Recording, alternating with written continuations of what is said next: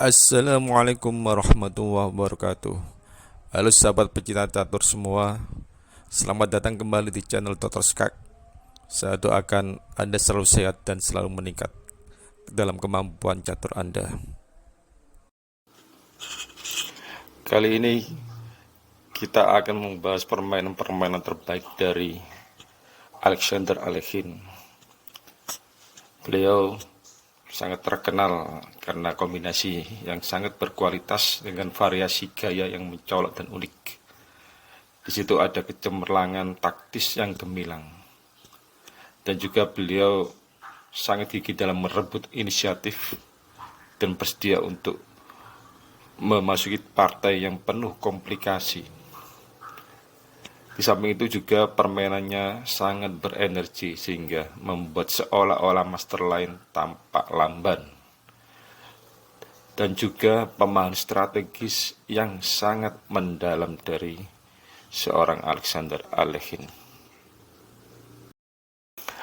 Bahkan Fischer menulis beliau ini adalah permainan yang sangat rumit, lebih dari pemain manapun sebelum atau sesudahnya. Dia memainkan konsepsi besar, penuh dengan ide-ide yang cemerlang, berlilian, dan belum pernah terjadi sebelumnya. Beliau ini menguasai permainan dalam bentuk apapun, baik terbuka, semi terbuka, tertutup. Sehingga banyak variasi yang disumbangkan oleh beliau, karena beliau adalah seorang inovator. Baik, kita ikuti permainan antara Alekhine melawan Jejori di Saint Petersburg tahun 1909 dalam pembukaan Vienna.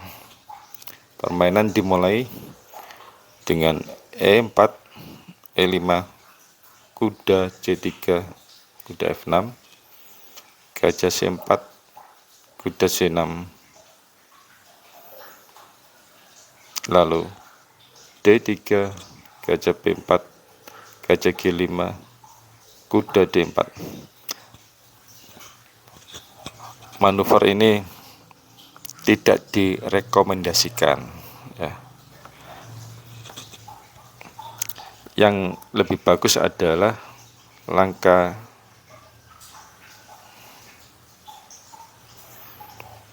E6, gajah makan, makan, dan posisi seimbang. Baik, kita lanjutkan. Setelah kuda ke D4, putih melanjutkan dengan A3, lalu gajah makan kuda, B makan C3, kuda E6. Pak, perhatikan apa yang dilangkahkan oleh Alekhine, yaitu H4.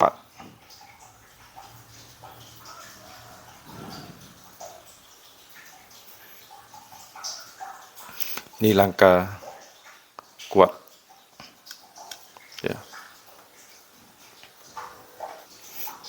Karena jika putih melangkahkan dengan gajah D2 bukan H4 tadi, maka hitam langsung mendobrak pusat dengan D5. Makan menteri 2 F6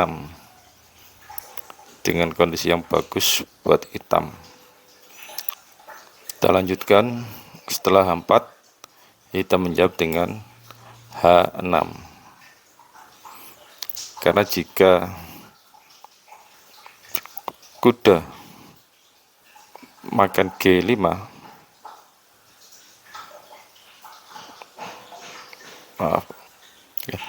karena jika hitam bukan menjaga H6 tapi kuda makan G5, maka makan G5, kuda G6 dan G6. Bagus untuk putih. Permainan dilanjut dengan gajah D2, mundur. D6 Menteri F3 gajah D7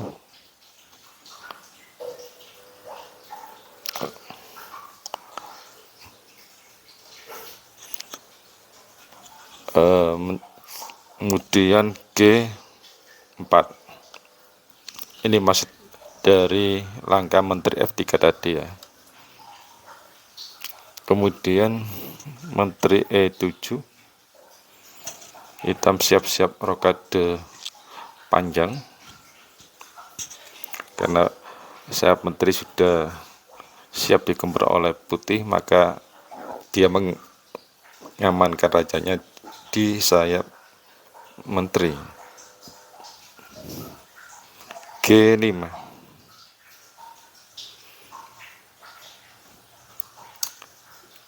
kuda G8. Jika H makan G5, maka H makan G5, benteng makan H1, menteri makan H1, kuda G8, menteri H7, rokade panjang. Ini lebih baik karena hitam bisa menukar benteng tadi yang kurang aktif dengan benteng putih, dan hasilnya ini lebih bagus daripada partai yang sebenarnya. Kita lanjutkan. Hitam menjalankan kuda G8, maka putih langsung mengancam di sayap menteri dengan benteng B1, gajah C6, kuda H3. Sebetulnya perkembangan kuda ini kurang memuaskan. Ini akibat langkah daripada rencana putih, yaitu menteri F3 dan G4 tadi. Lalu raja D7.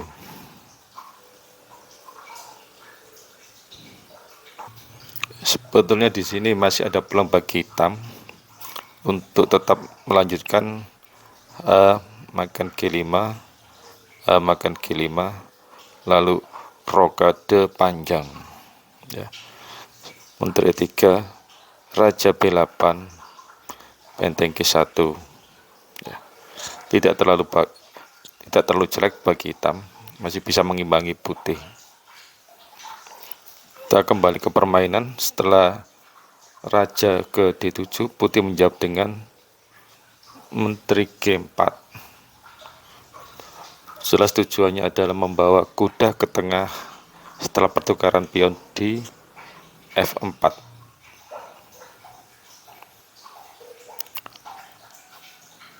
Hitam menjawab dengan benteng F8, mempersiapkan serangan balik dengan F5. Lalu putih sesuai dengan rencana menjawab F4, hitam juga sesuai dengan rencana menjawab dengan F5. Jika hitam menjawab dengan H5, maka putih menjawab dengan menteri G3, E makan F4, kuda makan, gajah makan, lalu gajah makan E4. Kalau dimakan akan berbahaya bagi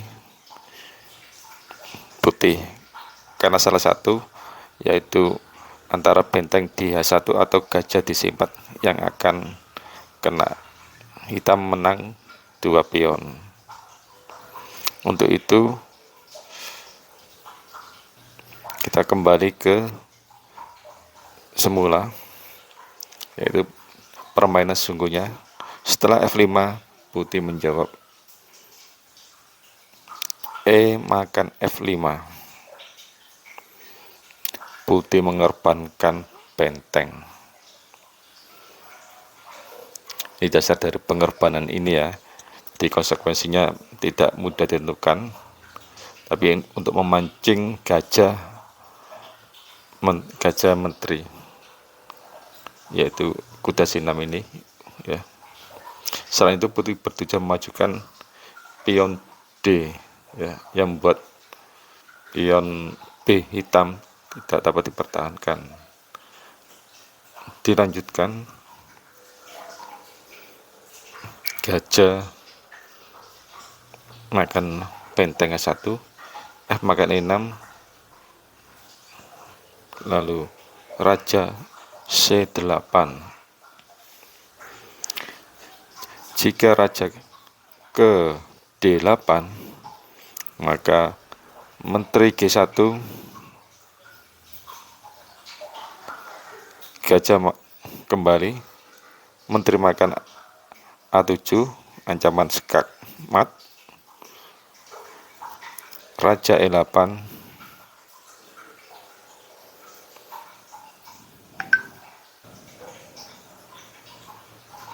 benteng B7 tetap skak,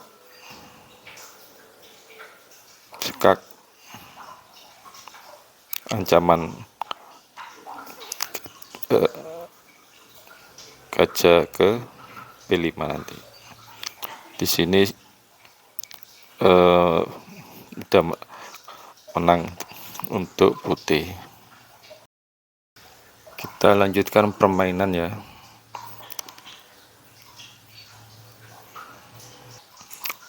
Jika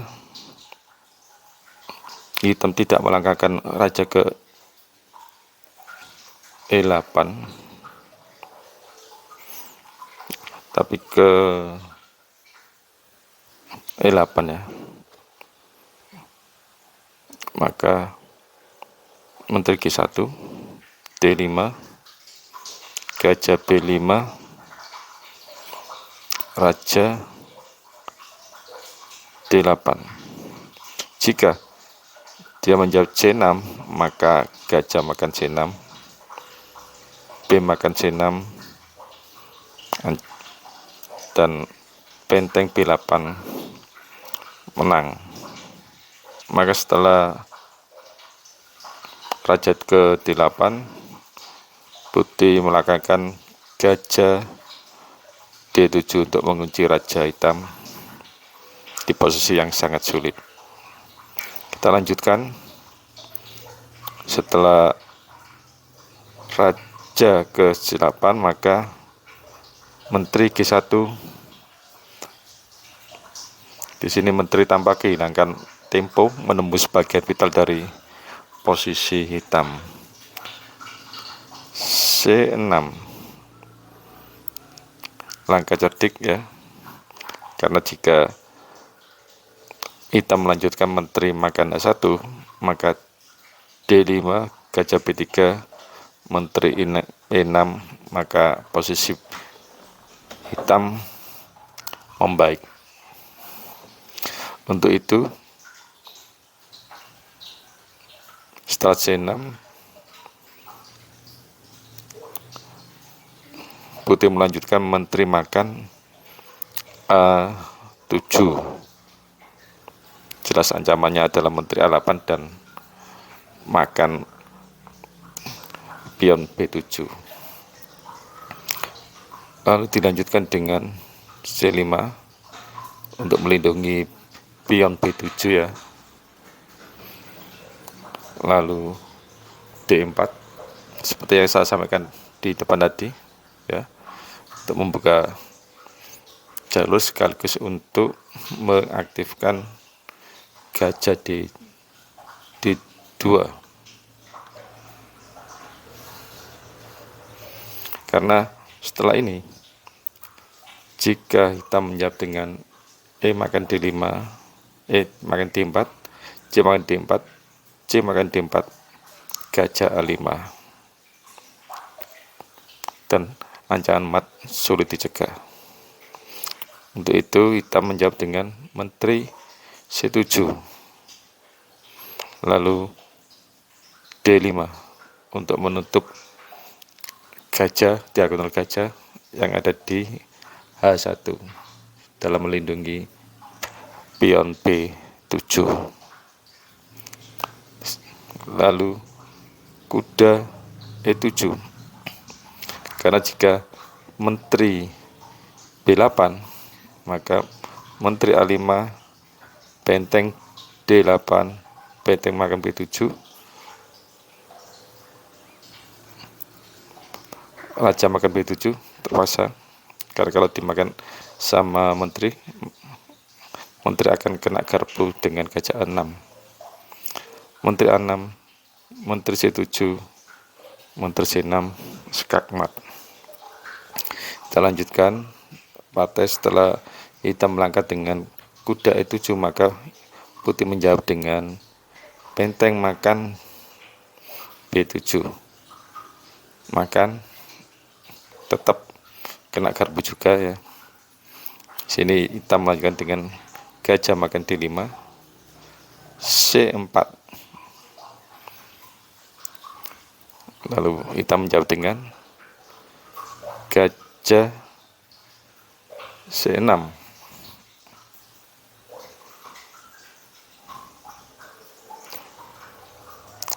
Maka langkah kuat putih adalah gajah A5 dengan ancaman menteri ke A8 skakmat. Kita lanjutkan.